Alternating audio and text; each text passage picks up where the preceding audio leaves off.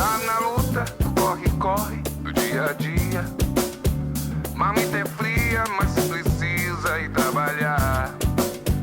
Essa rotina em toda firma começa às 7 da manhã. Patrão reclama e manda embora quem atrasar. Trabalhador brasileiro, e sem dinheiro vai dando um jeito, vai pro serviço. É compromisso, vai ter problema se ele faltar. Salário é pouco, não dá pra nada, desempregado também não dá. E desse jeito a vida segue sem melhorar. Trabalhador brasileiro, trabalha igual burro e não ganha dinheiro. Trabalhador brasileiro, trabalhador. Olá, amigos e amigas, começamos esse programa Sindicatos em Movimento, programa feito para você, trabalhador de Nova Friburgo e região. Temos aí o apoio do Sindicato dos Têxteis, Sindicato dos Metalúrgicos, Sindicato da Construção Civil, Sindicato dos Bancários. Está junto com a gente aqui o Sindicato dos Químicos, CEP e o Simpro. O programa é feito para você, trazendo informações do que está acontecendo nas categorias e também o que está acontecendo na nossa cidade, no país. É importante que você esteja antenado do que está acontecendo. Temos também o nosso e-mail, é sindicatosemmovimento@gmail.com. Através desse e-mail você pode entrar em contato com a gente, né, e mandar críticas, sugestões, que isso é importante. Nosso telefone é 2522-3164 ou 2522-2266. Você pode entrar em contato pelo telefone também. Nós, antes de entrarmos no debate de hoje, eu quero passar para você o que está acontecendo nas categorias aqui de Nova Friburgo. O Sindicato dos Químicos ainda não conseguiu fechar a convenção coletiva, você trabalhador químico, porque existe uma dificuldade na negociação ali, mas já está avançando e eu acredito que na próxima semana a gente consiga aí fechar a convenção coletiva do Sindicato dos Químicos. O nível salarial ainda está muito baixo, a proposta é baixa, não foi possível fechar. Lá no Sindicato dos Têxteis também já se fechou a convenção, mas não foi homologada. Ainda está aquele processo burocrático junto ao Ministério do Trabalho para homologação. Então, você, trabalhador têxtil, entre em contato lá porque já foi assinada a convenção coletiva. Vamos agora para o Sindicato dos Vestuários. Não conseguiu se fechar a proposta de convenção coletiva. A patronal ofereceu 9% de reajuste, um piso de 990 para costureira e 875 para auxiliar. Então, não foi possível fechar. Por quê? Porque está muito baixo. Principalmente o piso do auxiliar, R$ 875, não tem possibilidade de fechar uma convenção nesse sentido. Garante aí. Então, a gente pede a você, trabalhador do vestuário aí, que fique ligado. O Sindicato dos Metalúrgicos, a data base, aí você vê, a data base é 1º de maio.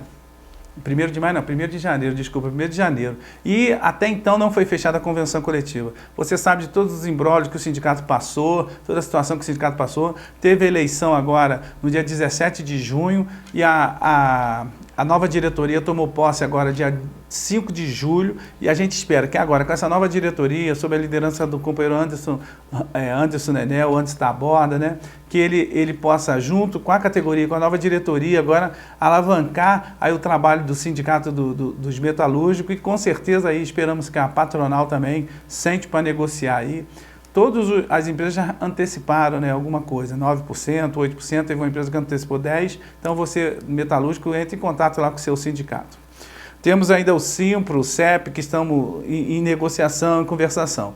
O CEP teve eleição no CEP, né, teve eleição do CEP aqui em Nova Friburgo, a chapa 5 teve o maior número de votos, seguido pela chapa 7 e a chapa 4. Chapa 2 ficou com uma votação bem pequena. Então, os companheiros aí professores que votaram aí, já tem a chapa 5, foi a vitoriosa aqui. No estado, quem ganhou foi a chapa 8.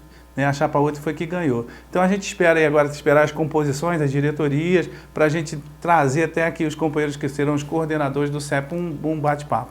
E a gente tem aí também o bancários que vai estar entrando em campanha salarial e a gente sabe sempre que a campanha salarial do bancário é mais acirrada e o programa está sempre aqui acompanhando todas essas questões.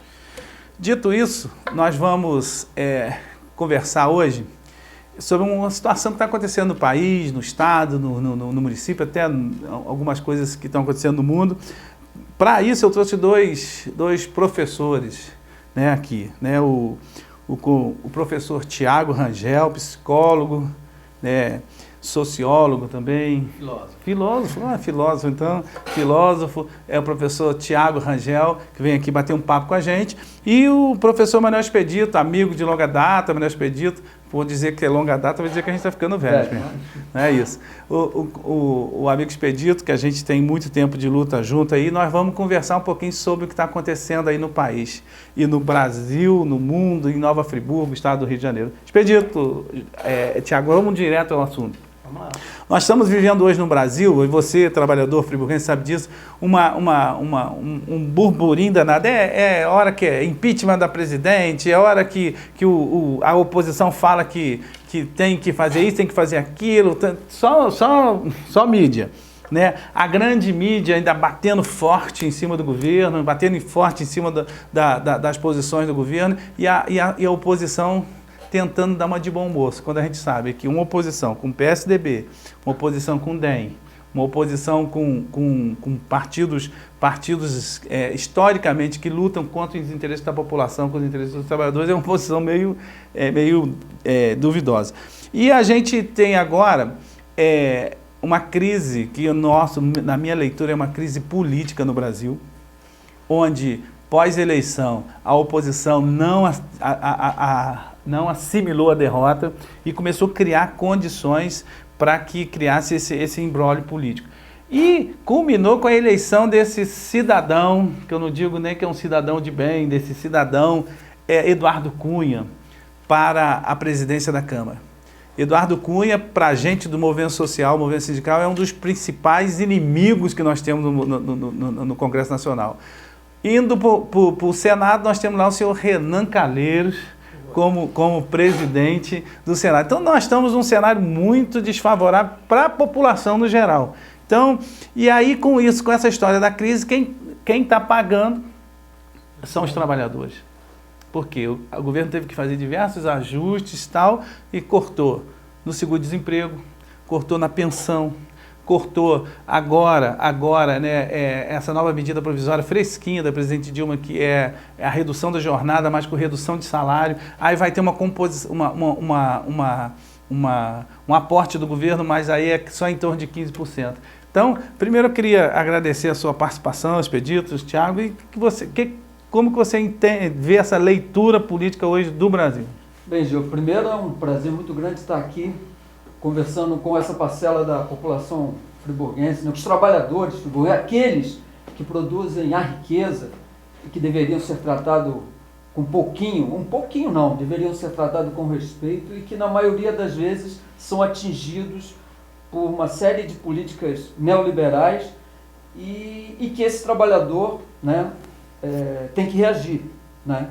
E por isso eu agradeço aqui o espaço, eu que sou pessoa que quando posso assisto o programa, porque eu creio que a informação é o caminho mais seguro para que a gente constitua consciência, entenda a realidade, tome consciência dessa realidade e a transforme, né? O Brasil vive um momento complicado, controverso, um momento em que se abriu espaço perigoso para o avanço de algumas ideias até fascistas, podemos dizer assim. É verdade. Né? Há um espaço para um discurso retrógrado que eu imaginei que nós já tínhamos vencido, mas isso não é motivo para que os setores progressistas e aqueles que acreditam em um país melhor parem de lutar, pelo contrário, né? Numa democracia de verdade, existem os espaços a serem ocupados e todas as forças se organizam. E as forças reacionárias também se organizam nesse país. Nós temos ter clareza dos avanços democráticos pós, né, derrubada da ditadura, mas estamos vivendo um novo momento.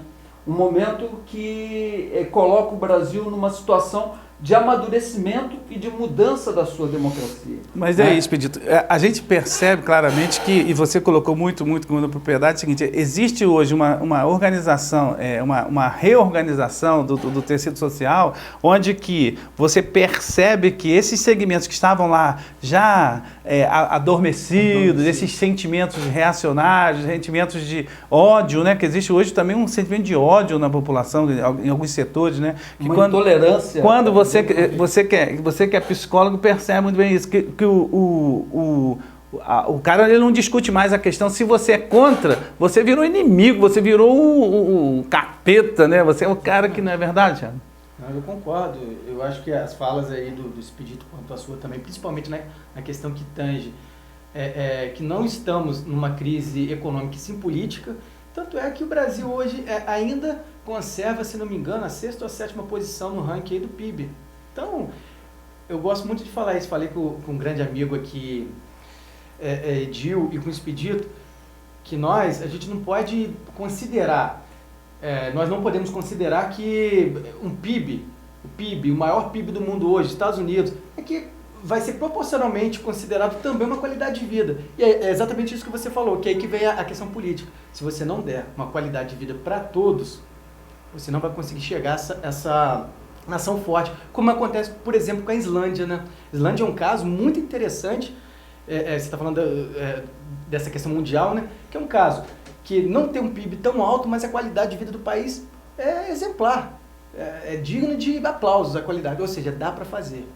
Só querer, né? É só querer. Mas existe uma situação que nós temos um desgaste da classe política do Brasil. E eu me incluo nisso, porque eu também estou envolvido na questão política. Existe um desgaste da classe política e a grande mídia, ela trabalhou, principalmente depois daquelas manifestações de junho de 2013, quando a juventude veio para a rua com uma bandeira meio assim solta, né? Foi um negócio meio assim desorganizado.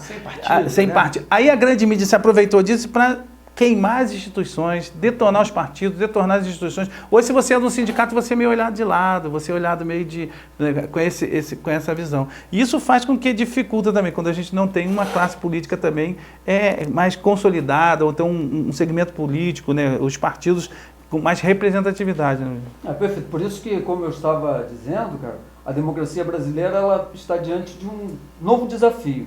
Após a Constituição de 88, que regulamentou a eleição, voltamos a voltar para presidente, tivemos eleições regulares, agora nós estamos no momento definitivo, né? No momento de aprofundar a nossa democracia. E isso passa pelo resgate de algumas bandeiras que foram, vou usar esse termo para que todos entendam, esculachadas pela grande mídia, em função, que nós temos até que colocar isso bem claro, quem financia a grande mídia? É o grande capital. Quem financia os pleitos eleitorais? É o grande capital. A gente sabe, muitas das vezes, que o que decide a eleição não é nem o voto popular, mas é a quantidade de dinheiro que determinada candidatura tem para fazer os seus programas cada vez mais sofisticados. E aquelas candidaturas que têm um compromisso ideológico mais profundo com os trabalhadores, é escanteada, sem condições de ter a mínima condição de competição. Por isso que eu digo que esse momento passa por uma reforma política, mas não essa reforma política proposta pelo Cunha, que você tão bem deu aqui um perfil perfeito dele. Porque o Cunha nós devemos encarar como inimigo da classe trabalhadora. O Cunha, ele é amigo do grande capital. O Cunha, ele é amigo daquilo que tem de mais reacionário nesse país. E para que a nossa democracia avance, a gente tem que superar esse tipo de coisa. E passa, sim, como você disse, pelo resgate da classe política. E quem vai resgatar isso? É a população. É a população acreditar no seu potencial, saber que ela é que produz a riqueza, que ela é que pode mudar e que, portanto, ela tem que tomar o seu destino em suas mãos. Eu tenho essa visão, claro, e o Expedito tem uma hora que ele vai quase entrar na parede. Eu fiquei preocupado. Rapaz, porque eu não estou muito bem entendendo com a cadeira. Ele não está se entendendo daqui a pouquinho, gente. Eu vou agarrar, vira para cá, meu filho. Mas olha só, mas daqui a pouquinho você se entende com a cadeira. Então, a gente tem visto hoje, Expedito, uma situação, esse segmento reacionário, e esse segmento assim, colérico, às vezes, da população, da sociedade, ele tem se levantado. Eu só tenho visto que ele não tem muito eco. A mídia dá eco, mas nos trabalhadores e na população no geral, ele não tem tido muito eco. É porque às vezes vou jogar para você, dentro da psicologia, você se vira. Esse fenômeno da rede social é um negócio que a gente às vezes se assusta, porque o cara posta uma situação lá, aí o cara já pega aquilo como verdade, começa a replicar, e ao mesmo tempo não estuda qual é a fonte, e isso faz com que a parte da população ache que está informada, e na realidade ela não está informada. Perfeito, Edil. Eu acho que o desafio, professor Expedito, Edil, pessoas em casa que nos assistem, que é o seguinte, é a mídia. Eu acho que a gente tem que combater essa informação, esse tipo de informação ruim aí. E que informação é essa? Há uma diferença entre informação e conhecimento, são duas coisas diferentes. E o que o Edil colocou também no início, que é a questão, na minha opinião, que é a despolitização, que é o quê? Você pegar e vir com essa ideia de sem partido, que não me venha com essa questão que isso é natural, foi natural. Natural nem planta natural, tá? Não vamos cair nessa, tudo é construído. E o nosso, vamos colocar aqui, o nosso palco estava propício para isso. A gente deixou chegar a isso, né? Então a questão é o seguinte, a questão da mídia, pra gente complementar o raciocínio, a questão da mídia, a gente tem que tratar de uma forma bem delicada, inclusive até colocar regras. Tudo tem regra. Por que a mídia não pode ter uma regra também? Senão a gente chega em um determinado momento que ela se torna a própria verdade, isso é muito perigoso. Ela tem interesse, como eu coloquei, ninguém é natural, ninguém é neutro, isso não existe. Quem colocar isso, desconfie. Então todo mundo tem interesse. Então me fala qual é o teu interesse que a gente vai discutir. Se é bom ou não para a população. Então, eu citei uma vez também que você falou sobre, Edil, sobre as redes sociais, sobre essa questão do conservadorismo do ódio. Eu não vejo também as pessoas, ou a grande maioria das pessoas, até que estão em casa, vocês podem ver, elas olham lá você vai me desculpar, eu vou citar alguns programas, você olha lá no Datena e similares, vocês sabem muito bem do que eu estou falando, um ódio que tem ali, vamos matar aqueles que estão fazendo isso, se fosse eu já teria esquartejado. A gente está querendo justiça ou vingança? Pera lá, o que a gente quer para a população, né? Então, vai voltar lá atrás, olho por olho, dente por dente, vamos voltar a lei de Italião, né? Então, é isso que a gente tem que começar a ver, e quem pode regular isso é o Estado. Então, a gente clama por isso que o Estado regule isso, porque as pessoas começam a multiplicar, a reproduzir esse tipo de coisa, às vezes até sem pensar. Por quê? Porque são despolitizadas. E no final, para fechar o raciocínio, nesse caso aí, eu vi até alguns projetos de leis perigosíssimos, dizendo o seguinte, vamos acabar aí com disciplinas, não só tentando defender a minha própria, mas tentando defender esse raciocínio. Alguns casos ali de filosofia, de sociologia, de história, e diz o seguinte, que eles estão doutrinando. Mas o que a mídia faz não é doutrinar? Mas olha só, nosso tempo ele passa muito rápido. Então, eu estou com 2 professores, então se eu não estiver cortando aqui, eu estou enrolado, né? A gente vai ao intervalo, a gente volta já conversando sobre a conjuntura atual. Trabalhador brasileiro,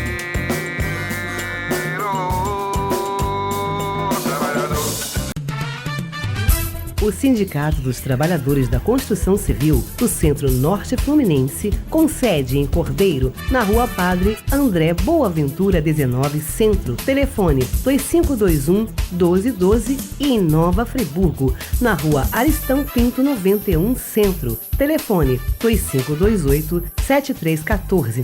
Oferece para você, trabalhador da construção civil, atendimento médico, odontológico, jurídico e muito mais. Venha nos fazer uma visita. Sindicato dos Trabalhadores da Construção Civil, há 80 anos lutando pelos seus direitos. Juntos, somos muito mais fortes. Não fique só. Fique sócio. Sindicalize-se. trabalhador brasileiro,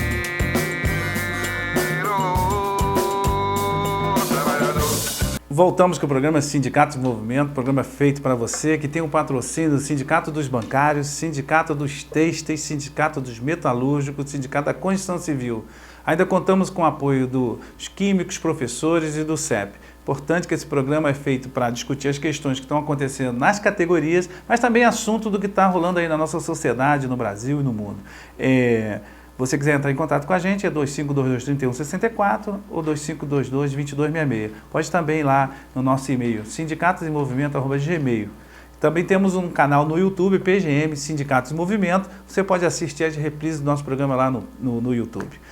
Nós estamos batendo um papo sobre a conjuntura atual e eu trouxe aqui, são dois companheiros, amigos e professores, que é o Thiago Rangel, professor Thiago Rangel, psicólogo, e o Mariel Expedito, que é nosso amigo, professor também. Primeiro bloco, nós estamos falando sobre essa conjuntura, essa loucura dessa conjuntura, da mídia. Vocês têm colocado com muita propriedade que nós vivemos um momento novo, né? O país vive um momento novo. A gente viveu 20 anos de ditadura e parece que as pessoas esquecem. As pessoas esquecem que nós vivemos 20 anos de ditadura, 20 anos de ditadura que cerceou direito, cerceou liberdade, né? A gente tinha isso. E aí veio pós-ditadura um governo ruim, reacionário de Sarney. Depois a gente teve um governo de Fernando Henrique que mascarou muito, né? Tanto a parte democrática, com a posição muito neoliberal e liberal demais, né? E aí depois entra o governo Lula com uma proposta mais social, uma proposta envolvendo mais a população, trazendo de novo o resgate dos princípios de divisão de renda, de participação da população nas decisões. Essa ruptura não ia se dar de uma hora para outra. A gente sabia muito bem que a sociedade que apoiou um golpe militar em 64, não é essa parcela, a qualquer momento ela ia se levantar e a gente está vendo isso com muita velocidade, né? Então, vocês colocaram muito bem. Nós temos que fortalecer a democracia e, ao mesmo tempo, debater, nós que lutamos pelo resgate da democracia desse país, nós lutamos para fortalecer a democracia e fortalecer as instituições. E a gente vê, quando o desgaste da classe política, eu vou trazer aqui para o nosso Estado. Nós também temos um governo no Estado que está aí há 15 anos, né? Se eu não me engano, 15 anos. É um governo que descaracterizou totalmente, né, a área da saúde, educação, privatizando tudo, educação, até você sabe que o negócio de ar-condicionado lá é muito, muito mais bem remunerado que você, né?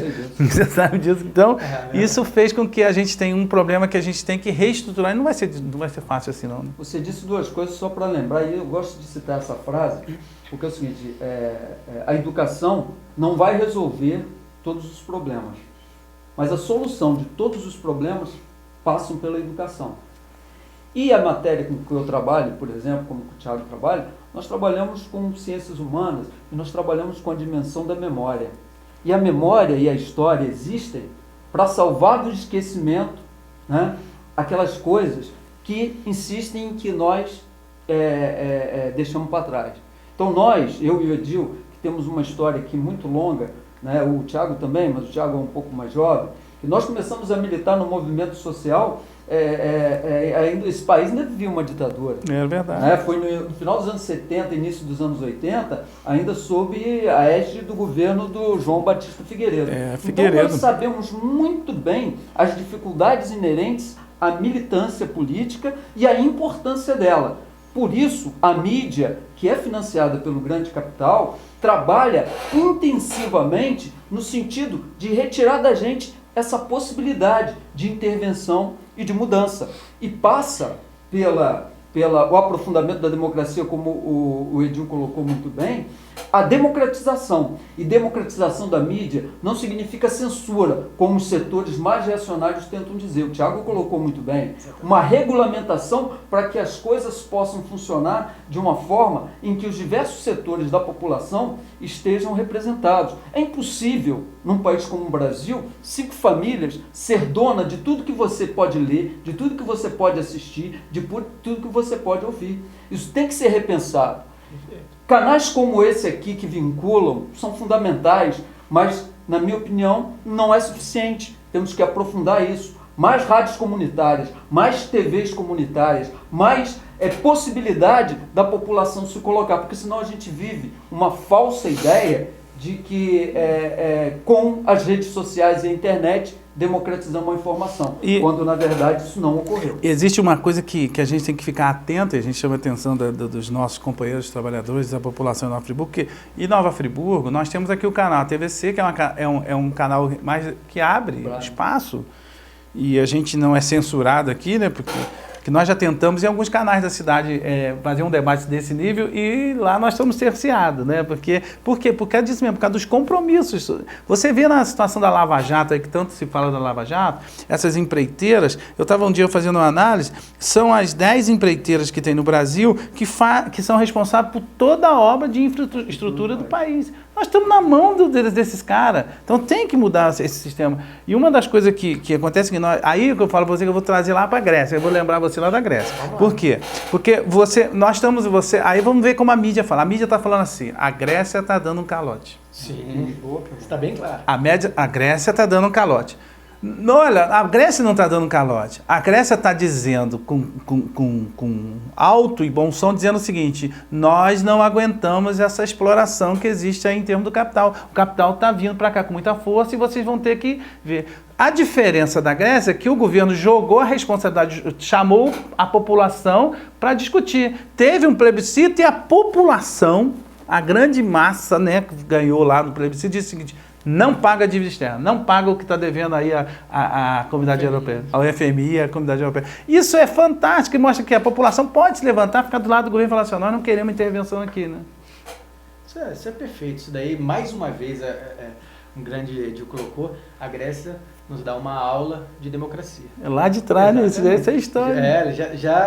Olha, tem uma passagem muito interessante, já que você tocou na questão da Grécia. A Grécia utilizava, para vocês de casa saberem, 500 anos, 600 anos antes de Cristo, utilizava essas questões aí, foi o início da democracia, de participação, né, muito forte. Então, como que a gente vai passar isso para o povo?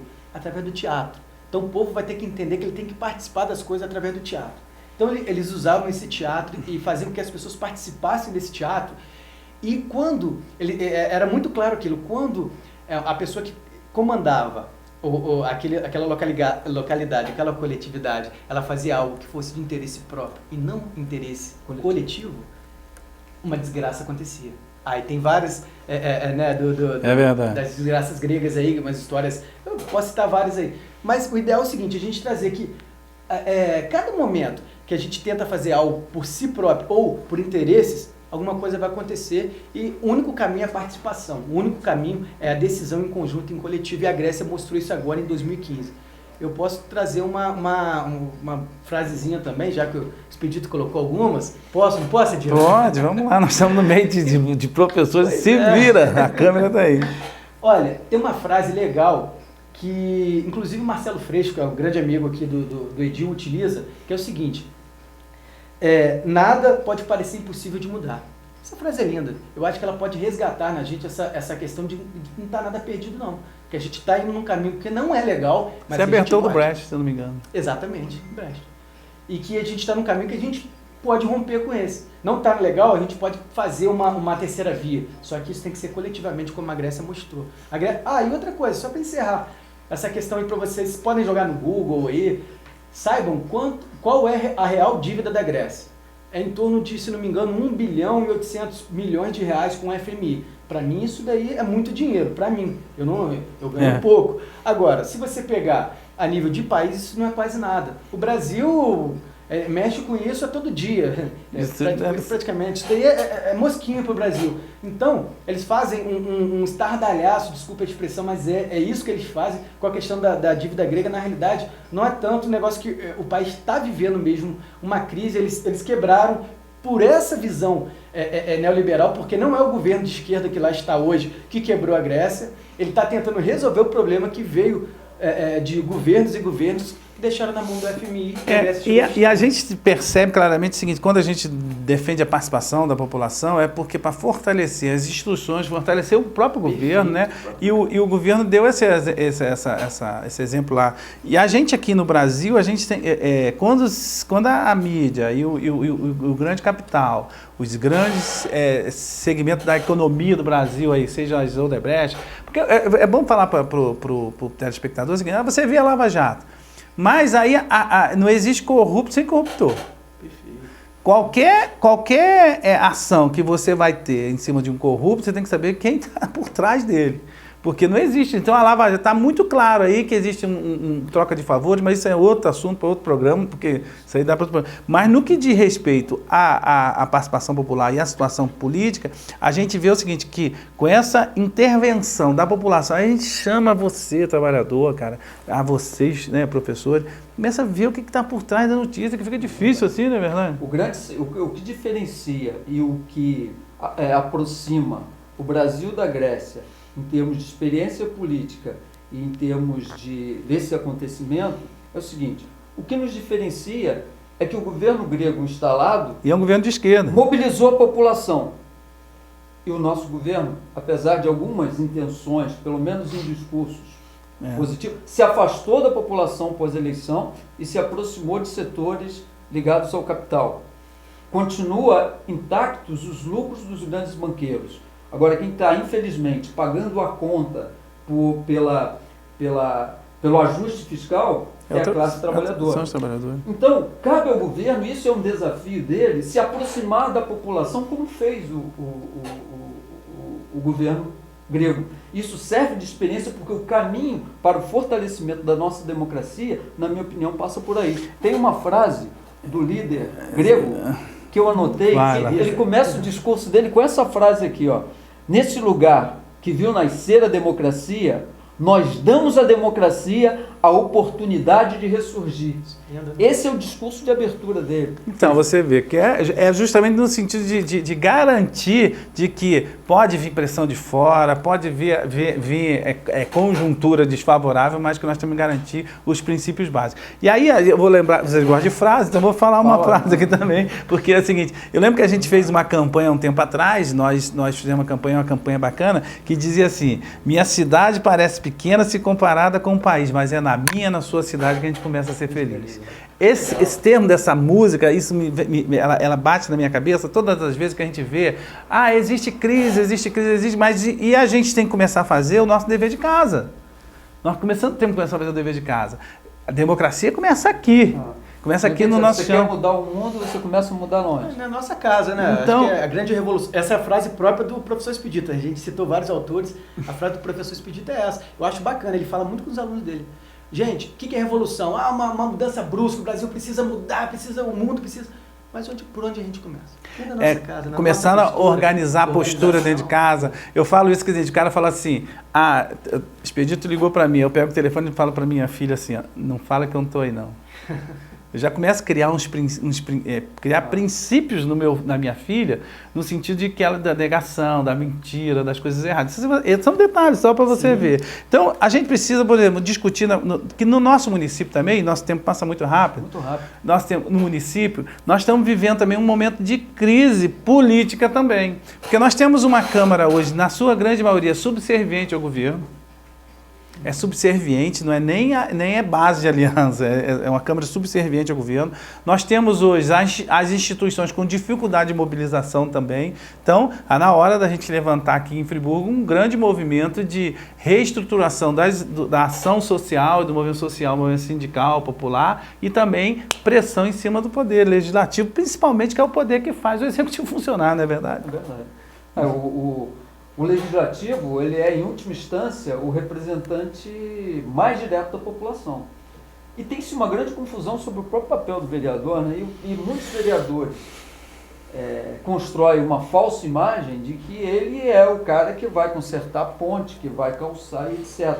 E aí esconde o verdadeiro papel do vereador, que qual seria? Legislar, fiscalizar, mobilizar a população no sentido dela ter consciência da sua realidade e transformar, garantir com que aquelas reivindicações mais próximas àquele trabalhador mais distante do centro urbano, seja da zona rural ou próprio dos bairros periféricos, tenham voz, tenham vez.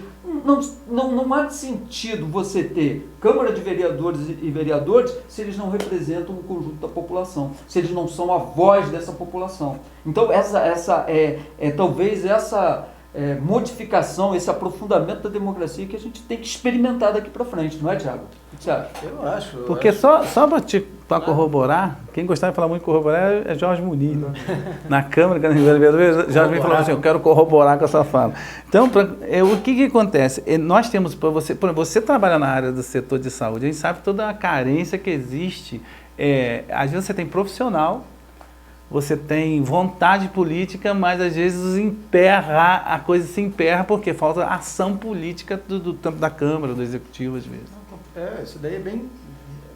Vocês estão dizendo, só um termo de números aqui dentro de Friburgo, olha só, você colocou o seguinte, não estou dizendo que é pouco, tá, pessoal, que está em casa, que a gente merece mais, mas os vestuários, né, eles recebem 875, foi isso que você falou? Não, a reivindicação é em torno de 15%. Do auxiliar. É 875, é a proposta do Sindicato Patrão. Exatamente. Aí é o seguinte, que eu acho muito pouco, eu concordo com vocês. E dentro de Nova Friburgo, um psicólogo hoje está ganhando R$900, tá? R$900. Concursado, né? Concursado, com um nível superior.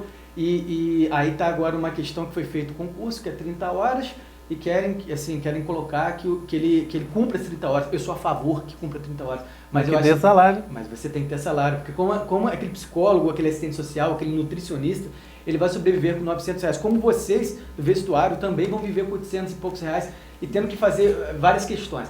Então, eu acho o seguinte, eu acho que é muito mais fácil, como você colocou, Edil, a gente parar para pensar e usar um pouco também, vamos colocar, nessa hora é bom ter o bom senso, né? Bom, se eu tenho esses profissionais aqui, o que eu posso fazer, onde eu posso economizar para eu estar equiparando esse salário, que tem um piso disso daí também, né? Equiparando o salário, que eu vou dobrar o número, essas pessoas vão poder cumprir cargo horário. Vou te dar um dadozinho interessante. São 1.300 carros comissionados que a prefeitura tem. Sabe onde que vai, né? Então você vai para isso. É muita coisa. Eu queria só cortar vocês. Infelizmente, nosso tempo é muito curto. Eu queria, para não deixar vocês sem um fechamento aqui, eu queria abrir o espaço para que você desse suas considerações finais, assim, né? Tá, consideração final que eu coloco aqui, primeiro agradecendo, né, a oportunidade ao Edil e também a audiência aí de vocês. Eu acho que somos nós que fazemos diferente, a gente pode fazer diferente e vamos à luta. Se eu estou aqui hoje, eu tenho 30 anos, sou um seguidor aqui dessa história que o Edil iniciou, que o Expedito iniciou, a gente pode fazer mais outras pessoas, produzir pessoas mesmo que possam brigar pelo todo, pelo coletivo, que possam fazer uma sociedade muito melhor. Conto com vocês. Tá. A minha vai ser o seguinte, muito feliz por ter reencontrado o Edil, poder voltar a debater com ele assuntos tão relevantes, me colocando à disposição para outros encontros.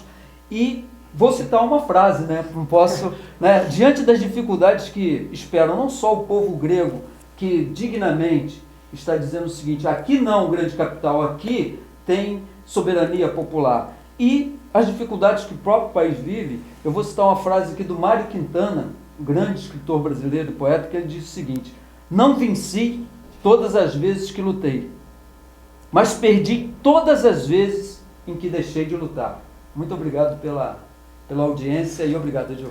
É isso aí, a gente continua aí o programa, dizer para você que esse programa foi... É importante que a gente traga esses debates do que está acontecendo no Brasil e no mundo e que você não se desligue do que está acontecendo, preste atenção nas notícias por trás da notícia, tiver dúvida, pesquise, procure com o seu professor, com seus amigos, debatam, é importante. Che Guevara já dizia assim, já que estamos na frase, lutar sempre, vencer, talvez desistir jamais, e nós não vamos desistir pela democracia e por esse país. Um abraço e boa semana, se Deus permitir. Está na luta, corre, do dia a dia. Marmita é fria, mas precisa ir trabalhar. Essa rotina em toda firma começa às 7 da manhã. Patrão reclama e manda embora quem atrasar. Trabalhador brasileiro, que sem dinheiro vai dando um jeito, vai pro serviço. É compromisso, vai ter problema se ele faltar. Salário é pouco, não dá pra nada, desempregado também não dá. E desse jeito a vida segue sem melhorar. Trabalhador brasileiro,